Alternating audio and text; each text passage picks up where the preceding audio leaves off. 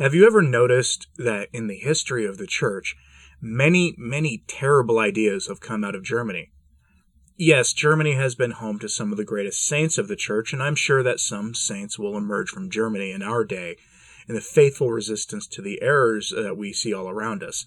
But yes, many horrific errors have been spawned in Germany. The German Bishops' Conference have just announced a working document for their schismatic synod that is chock full of errors that, in short, will turn the church in Germany into one big James Martin party. All I can say is, if you don't remember what Our Lady of Fatima said about impurity and sins of the flesh, please go back and revisit her message. I have a video on that if you want. So let's get into this working document because it's an unholy mess of terrible ideas that will almost certainly lead souls to hell. But I wanted to take a moment to thank the patrons of this channel. Your support through the mail, Subscribestar, and Patreon has been immensely helpful to the work of this channel. You have the heartfelt thanks of myself and my family in that. If you want to support this work, you can do so in the links in the description.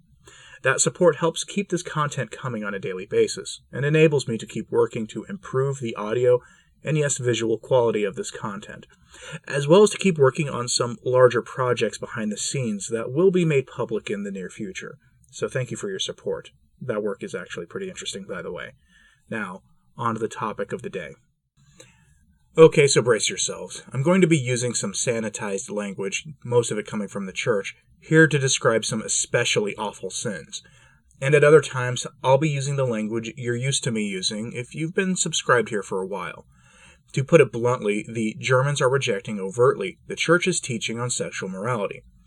I can't remember which unquestionably faithful teacher of the Catholic faith said this, but heresies are almost always accompanied by below-the-belt issues.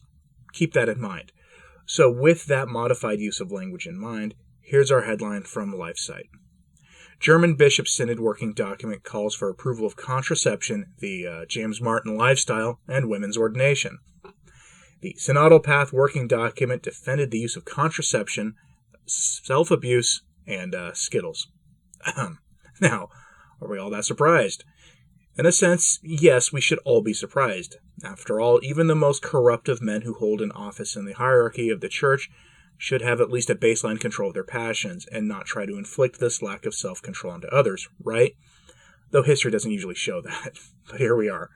The German bishops began their so-called synodal path on Thursday of last week, and working documents have been released to the public that show that the German bishops are planning to do is to reinvent the church in Germany, even if they say they're not trying to do that at all. I wonder if they're doing this in protest to what the church teaches on this.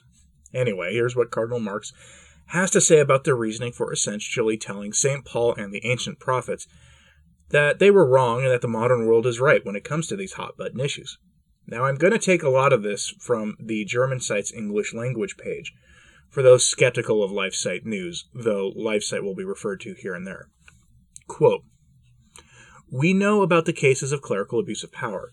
It betrays the trust of people in search of stability and religious orientation. What must be done to achieve the necessary reduction of power and establish a more just and legally binding order will be clarified by the synodal path. The establishment of administrative courts is part of this. We know that the way of life of bishops and priests demands changes in order to show the inner freedom of faith and the orientation towards the example of Jesus Christ. We value celibacy as an expression of the religious relationship with God. We will find out how far it must belong to the witness of the priest in our church.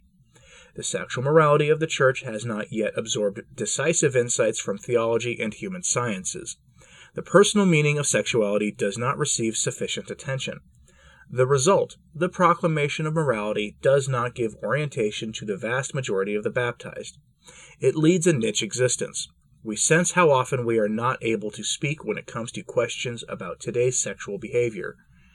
End quote. I could probably make a whole video on just that statement.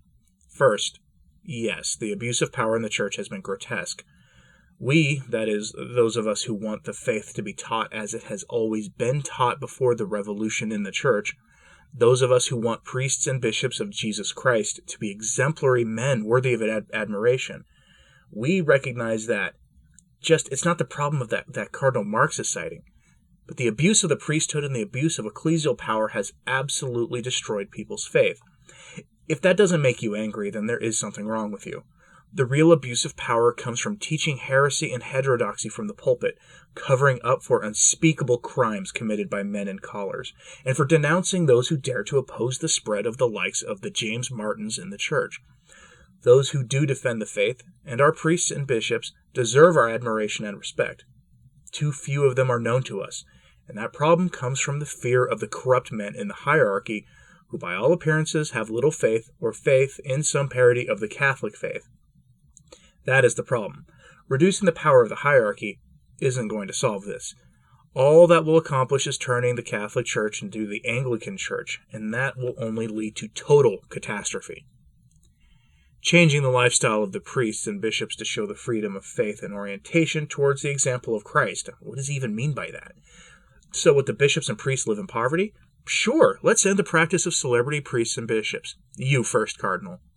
Oh, you mean you want to change the celibate practices of priests of the church? Now, folks, Cardinal Marx made his statement about imitating Christ as priests and bishops literally before saying that he doubts it upholds the life of faith, that celibacy just isn't in keeping with the wisdom of the modern world. Think about that for a moment, and I wonder what he's implying there. These people think that the modern world offers anything but blood sacrifice to Moloch in order to protect and spread grotesque and gross behavior around the world. What decisive insights from theology and human sciences could he possibly be talking about? Besides the fact that social sciences are largely bunk, I know this as a trained social scientist. A personal meaning of sexuality reduces all of what he wants the church to teach on that hard topic to moral relativism. This is at the heart of modernism. Many of our circles throw the term modernist and modernism around lightly, but at the core of that heresy is the concept of vital immanence, which states that religion is a purely personal experience and as such can be fundamentally different from person to person, that the truths of the faith are different from person to person. This is the wellspring that gave us the idea that the church can be overridden due to personal conscience. What Cardinal Marx is saying here is just more of that. And like I said at the start of this video, these kinds of errors always are accompanied by below-the-belt issues. Here we have it on full display. I have a link to the German website with the document on the sources page, which is in the link in the description under the heading Sources. It's easy to find. Have a look at it yourself. It's not a small document, so I suspect we'll be talking about this in the days and weeks to come. For now, here's what the document says on contraception. Quote, "Not every sexual act must remain open to procreation. The principle of responsible parenthood is extended to include the element of family planning through the free choice of a means of contraception appropriate to the respective life situation. Family planning, even by means of artificial contraception, is not a hostile act, but supports the right of a couple to make a responsible joint decision on the number of children, the intervals between births, and the concrete means of family planning." End quote. I'm sure the population control experts at the UN are jumping for joy at this total rejection of the Catholic faith on this. The document never mentions what the Church calls self-abuse explicitly, but it does say this, quote, "The joyful experience of one's own body, self-sex, can also mean a responsible approach to one's own sexuality." End quote. Sorry if this offends people, but I do have to ask, what on earth possessed them to include this stuff in the document? Are they tired of something like 80% of men confessing that sin? That statistic comes from a priest who gave a talk I attended some years ago. It's always stuck with me, and it doesn't surprise me. This is a taste of what the document says on the James Martin lifestyle. Quote with sanitized language. "The acts defended by James Martin also realize positive, meaningful values, insofar as they are an expression of friendship, reliability, loyalty, and support in life." End quote. The James Martin lifestyle, the document adds, should no longer be considered as intrinsically disordered. This reminds me of an edited version of the online catechism that was discovered, which had been changed to say that the lifestyle that the catechism calls intrinsically disordered now calls it differently ordered. And it was discovered that James Martin is actually involved in the work of that office in the Vatican. Go figure. I would cite the quotes from the Catechism of John Paul II on those issues to correct them, or I could quote the Catechism of Trent or the Writings of the Saints, or sacred scripture, but you all know that this is not just wrong but outright evil, so I'm not going to waste your time. Instead, please pray that this gets derailed by Francis. And I know what you're thinking about that, but last year when they announced the synod, Francis was very publicly not pleased with this, saying that the Germans were trying to tackle issues that should be addressed by the church as a whole, not by a national conference of bishops. In other words, they were overstepping their authority, and that is something that Francis absolutely hates. But if you need another reason, Marx has already said that these items are a foregone conclusion. About a month ago, he said that those living the James Martin lifestyle were part of the sacramental community of the church, meaning that living that lifestyle does not exclude anyone from receiving the sacraments. And you know as well as I do that there are plenty of Catholics in the U.S. and in the West broadly who are pushing for these things to be done in the church as a whole. When an error is adopted in one place, it quickly spreads. That's how we got girl altar boys and communion in the hand, despite Rome saying no to both before folding under the pressure from modernist bishops. And speaking of girl altar boys, the document does call for some kind of quasi-ordination of women, so brace yourselves for that. But remember, Marx doesn't think he's reinventing the church in the process. He's kind of like Martin Luther in that, which is why I said at the start that many bad ideas have come from Germany. And then there's one that's tied to his name, to this cardinal's name, so. But let me know what you think about this in the comments, please. And it should be obvious that we need to keep praying for the church. Thanks for listening. I'm Anthony Stine. Ave Maria.